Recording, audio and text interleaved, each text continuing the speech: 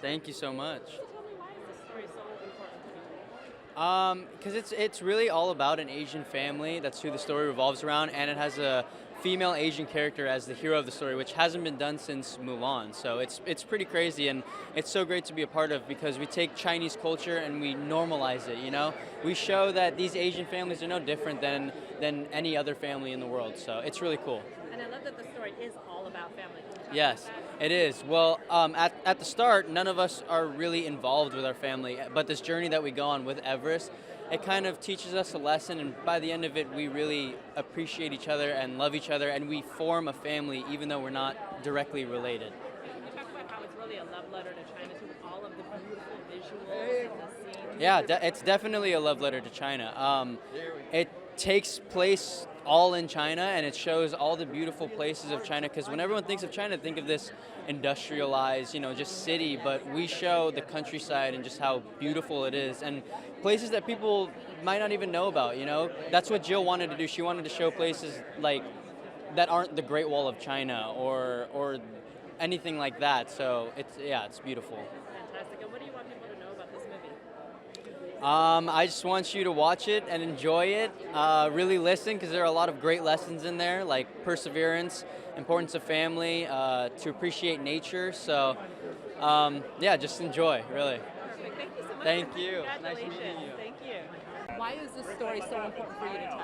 Oh gosh, well, this one was such a personal project for my friend Jill. Like, I've known Jill Culton for over 20 years, and to be able to partner with her on a story like this, where you can tell a story that really shows how beautiful China is, and to do it where we get to create the mythology of this mystical creature that no one knows anything about. It was just kind of a dream project, and for both of us being animators early in our career, to create a character that's a non-speaking character that's all physical is something that we've always wanted to do, and it was just great fun. And visually, it's so stunning. Yeah, thank you. It's really a love letter to China. Can you talk about that a little bit? Yeah, absolutely. Because Everest is a magical character, we really wanted the world to be grounded in reality.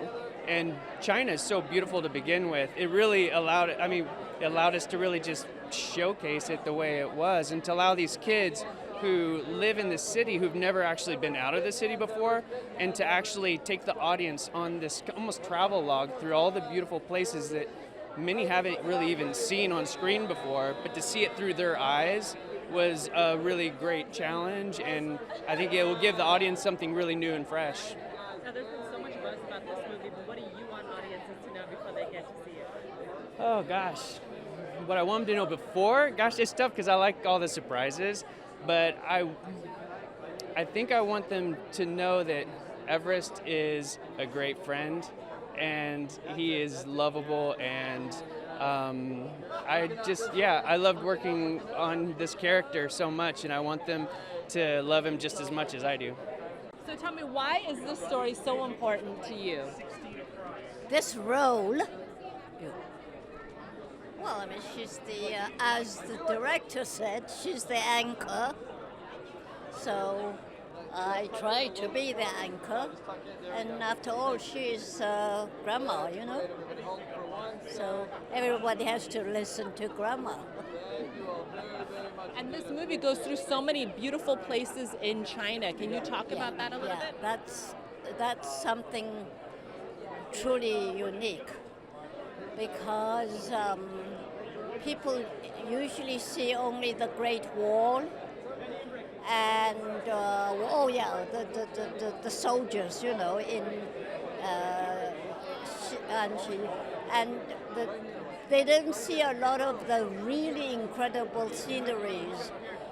And long time ago, more than 1,000 years ago, Song Dynasty, it is a dynasty that's very famous for paintings. And artists would be, painting these incredible sceneries. And when the Westerners first saw them, they thought it was not real. They thought they were being exaggerated. But it's real, and it's still there. And I think that's going to be so incredible, And And isn't it great to be a part of a movie that shows a girl being in the lead, a Chinese girl in the lead? Oh, well, I think it's going to happen more and more now, because during the Joy Luck Club, which is 25 years ago, where I was part of it, everybody thought, wow, it's going to be, it never got a prize or anything. And I remember in a restaurant, a black actor sitting opposite and said, you know why you didn't get the nominated? He said, because it's too early. That's 25 years ago, okay? So everybody thought, oh, that's going to change.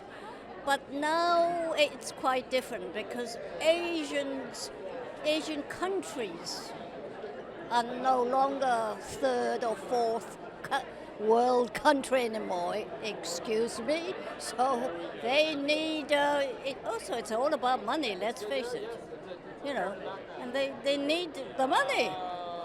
Thank you so much. Congratulations. This movie is so incredible. Tell me, why is it so important? Why is it such an important story for you to tell? Well, it has an amazing, strong female lead.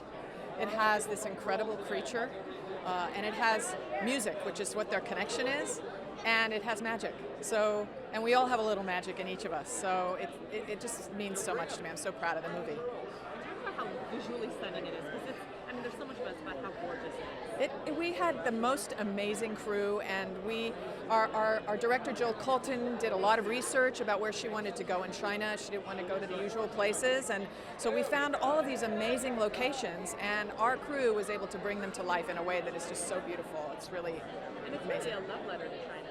It is. It's a love letter to the culture of China. It's a love letter to the places in China that people know nothing about. We tried very hard to be authentic. We worked with the team at Pearl to make sure that we did that well. And I think I'm so proud. It's just like this story of two countries coming together and making something amazing. What do you love most about the movie? Honestly, I take Everest home with me every night. He just sticks with me. I think about him at night, and that and the music that he and Yi make together, Rupert Gregson-Williams' score, like all of that just is so meaningful to me. Tell me, why is this story so important for you? Well, this story is the first time that a modern-day Chinese family has been featured in a global animated film ever. So it is really a remarkable moment, and actually not since Mulan for 21 years has there been a Chinese family in animation at all. So second time ever, first time that it's modern day. The way that this film came together as the collaboration between Pearl Studio and DreamWorks also was really revolutionary. We all know the models where oftentimes the Chinese company will help co-finance a film, but not really be involved in necessarily the full creative of making the film. With Abominable, Pearl Studio and DreamWorks, we really worked side by side all along the journey, all the creative and strategic decisions along the way, and we really like to think of it not only as a collaboration between two companies, but two cultures and actually two countries. So it's really a pioneering film, and one of the most gratifying and meaningful things for me about it is the screenings I've attended so far. Afterwards, the Asian women that come up to me and tell their personal stories about how meaningful it is to them and emotional to see themselves represented on the screen, to see their stories represented on the screen. To me, that's the most gratifying part of all. So. And let's just talk about the visuals just real quick. Yes. How beautiful it is. The film is a love letter to China, and really showcased in a visual splendor, I think, never before seen in animation. You get a sense of the city, but you also get a sense of so many gorgeous landscapes all across China, made possible by our amazing team of artists on this film and the pioneering technologies available that have never been exploited this way before. And we had an embarrassment of riches when it came to picking the places to showcase in China. There's so many beautiful places in China, and we really wanted to focus on showcasing places that maybe weren't known to people outside of China. So you'll see the Great Wall, which everyone loves and knows is not in our film, but so many hidden gems that we hope that we're introducing to the world. And for our audience that is Chinese living in China, we hope it makes them feel really proud to have China be their home. So why is this movie so cool to work on? It's been such an amazing experience. I've been working on this movie since I was 12. I'm 15 now, so it's been 3 years. We've been recording for 3 years. And it's been such an amazing experience for me seeing the movie evolve from its early versions. At first it was just a script, and then the script we read at the table read, and then it developed into like storyboarding and basic sketches until all the way into 3D animation, and finally what you see in a movie theater with all the finishing details and the music, which is what we'll see today. So I'm really excited. And it's such an incredible story. Can you talk about that? It is, yeah. It's really just a story about 3 kids who find a magical Yeti. Yi finds a magical Yeti on her roof, and they go on this journey to return the Yeti, now named Everest, to his home in the Himalayas. And it's really a story about family and how far you're willing to go for your family, whether it's the family you're born with or the family that you sort of create, which I feel Yi, Jin, Peng, and Everest really do. Well, this is such an incredible story. Can you talk about why this is so important for you to tell? Yeah, I mean, first off, it's just like an incredibly authentic story for me, you know, as being a Chinese girl who is stubborn and curious and independent and adventurous. I never saw any films growing up that I could relate to. I was never into Disney princesses. It never made sense to have my whole life be revolving around a Prince Charming, and you know, it's really important for young girls to see something else, see a different version of a young woman, and I think that's what this film does. And what is it about the story specifically that drew you?